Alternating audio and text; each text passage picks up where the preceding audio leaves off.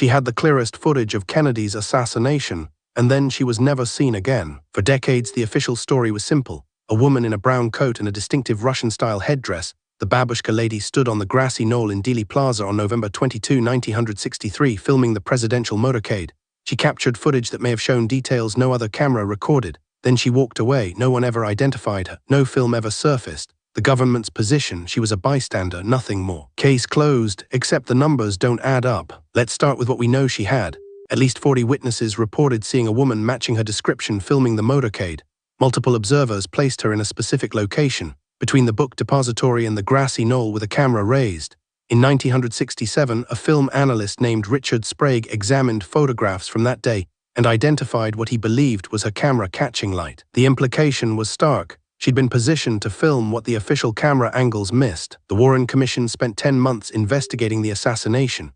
They reviewed over 90,000 pieces of evidence. They called 552 witnesses, and they never found her. They knew she existed, they had eyewitness accounts, but they didn't know who she was. Think about the cost of that gap: a filmed record of the moment from an angle the commission couldn't access, held by a person whose identity remained unknown. That's not a loose thread. That's a missing piece of primary evidence. The accepted explanation held for nearly 2 decades.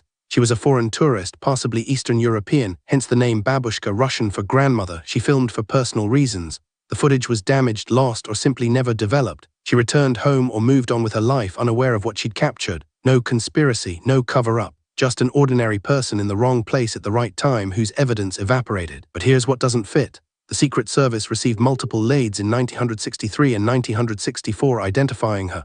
A woman named Beverly Oliver came forward claiming she was the Babushka Lady. She described owning an 8mm camera. She described her location and her vantage point. Then she recanted. Then she claimed again. Her story shifted. Why would someone lie about having the most valuable footage of the 20th century? The FBI interviewed her. They found inconsistencies. Her timeline didn't match eyewitness accounts. Her camera, if she'd had one, was never produced. The investigation stalled. She was deemed unreliable, but consider what she faced: intense federal scrutiny, public suspicion, the weight of being connected to the most investigated crime in American history. Under that pressure, a person's story can fracture.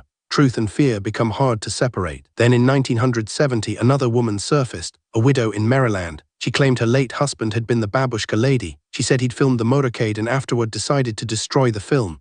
He was afraid, she explained. Afraid of what? She didn't say or wouldn't say. The claim was never verified. No film was found. No corroborating witnesses came forward. This is where the story pivots. The narrative wasn't that she vanished. It's that multiple people claimed to be her, each with a different story, each unable to produce evidence. And when you stack those claims, Oliver's contradictions, the widow's unverified account, the silence of anyone else who might have known, a pattern emerges. Someone had the film, and someone decided the cost of keeping it was higher than the cost of destroying it. Here's the real explanation. The Babushka Lady wasn't one person. She was multiple people in the collective memory of 40 witnesses. Eyewitness testimony is notoriously unreliable, especially under the chaos of an assassination. People saw women with cameras, they saw Russian-style headdresses, they saw someone filming, but they didn't see the same person. The Babushka Lady was a composite. Studies on crowd memory show that when multiple people observe a traumatic event, they unconsciously align their recollections. Details blur, characteristics merge. A woman here, a camera there, a distinctive coat somewhere else.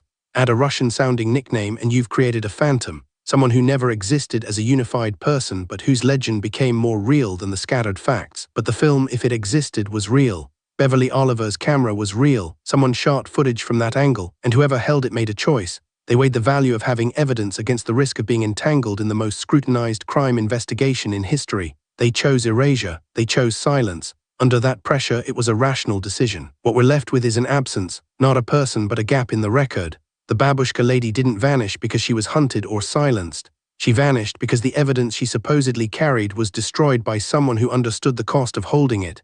And that person, or those people, made their choice and lived with it. The real mystery isn't who she was. It's why we needed her to exist. We wanted a witness who could provide clarity. We wanted footage that proved or disproved the official narrative. We wanted certainty. When that witness never materialized and no film appeared, we kept searching.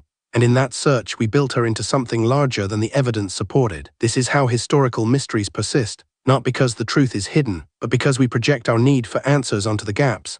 The Babushka Lady is real in our collective memory. She's a symbol of evidence we wish existed. But the woman in the brown coat, She was probably just one of thousands of ordinary people standing in Dealey Plaza that day, hoping to see the president. What we know for certain, someone filmed, someone had evidence, someone made a decision about what to do with it. And in the decades since, we've built an entire legend around the absence of proof.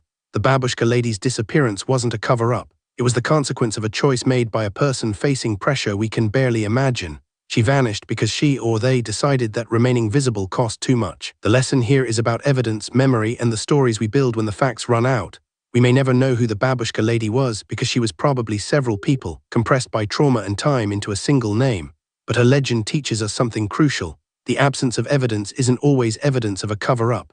Sometimes it's just the natural consequence of a decision made under impossible pressure. Subscribe for a new historical disappearance and the reasoning behind it every week, because the real story is always about the decisions people make when the stakes are highest. Subscribe for a new historical disappearance and the reasoning behind it every week, because the real story is always about the decisions people make when the stakes are highest.